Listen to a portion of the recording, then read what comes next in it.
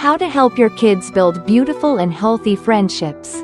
Hey everyone, today I want to talk about something I think every parent ponders. How can we help our kids form beautiful, healthy friendships during their teenage years?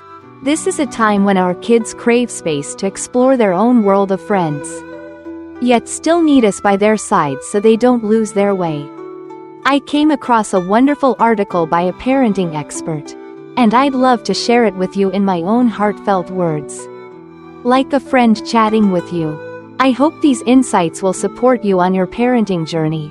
What's so special about teen friendships that we need to pay attention? You know, when kids hit their teenage years, they start becoming more independent, making their own choices, including who they want to be friends with. Gone are the days when we had to drive them to a friend's house or set them up to play with our friends' kids. Now, they pick their own buddies, hang out on their own, and build their little world. I remember one time my son came home, eyes sparkling, talking non-stop about a new friend he'd made. It warmed my heart, but I also noticed he started listening to his friends more, even idolizing them over me.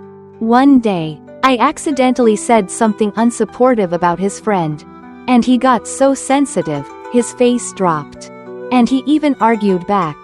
That's when it hit me how much friendships mean to them at this age. But not every kid finds it easy to make friends. Some struggle, and if that goes on too long, they start losing confidence, feeling disconnected, or even hurt. Seeing your child like that breaks your heart, doesn't it? That's why I think we need to be there for them, guiding them gently to build strong, positive friendships that help them grow. Helping kids reflect on themselves, small steps, big impact. You guys, I've found a great way to support our kids is by chatting with them naturally, nudging them to think about themselves and their friendships. Instead of lecturing, I like asking simple questions like, what do you enjoy most about hanging out with this friend? Or, what do you think makes a good friend? I believe when kids figure out who they are and what they value, they'll know which friends suit them best. For example, if my kid realizes they're an emotional person, they'll gravitate toward friends who cherish feelings too. Even better, when they're confident in themselves, they won't easily fall for peer pressure or bad influences. It's such a relief knowing they've got an inner compass to navigate their big world of friends. Teaching kids valuable lessons about friendship, parents as guides. Don't you agree, friends? Teen friendships are a natural learning process. But with us parents by their side, they'll stumble less. There are a few key things I think we should share with them to help them understand friendships better. First, what makes a friendship healthy? Every kid has their own idea of a good friend, right? One day, I sat down with my daughter and asked, what do you think a good friend is? She said, someone who's there when I'm sad and doesn't talk behind my back. Hearing that melted my heart. I added that a good friend respects you, grows with you, and doesn't pressure you.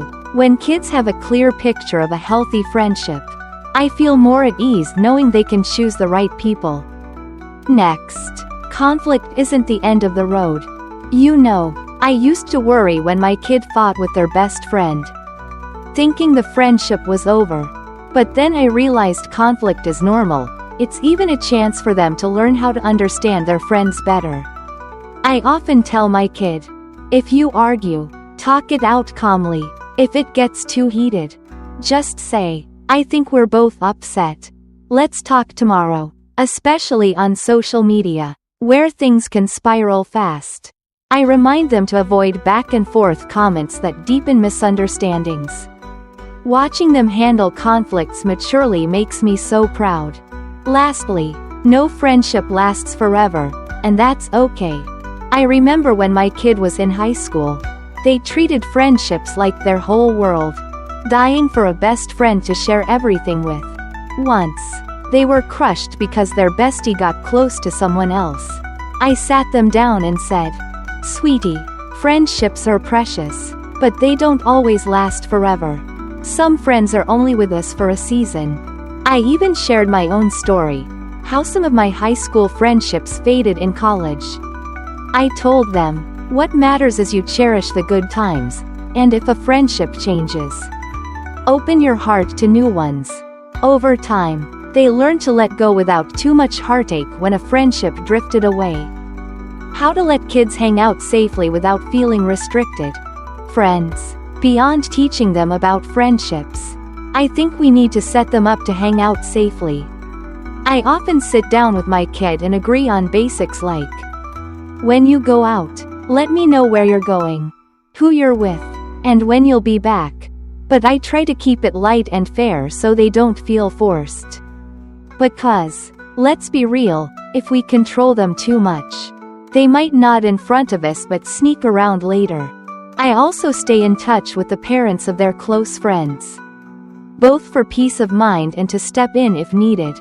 Every now and then, I'll ask, how's your friend Min doing? Any fun stories to share? I keep track of their friends' names and even cook their favorite dishes to invite them over. One time, I made pineapple squid stir-fry, and my kid brought their friend Tuan home. Seeing them laugh and chat over dinner made my day. Little things like that help them open up and share more about their friends with me. Closing thoughts. Hey everyone, parenting teens isn't a walk in the park, is it? But I truly believe with a bit of care and a lot of love, we can help our kids build friendships that are beautiful and healthy, setting them up to step into life with confidence. I hope these thoughts give you a little spark of inspiration. If you've got any cool tips, share them with me too. Okay?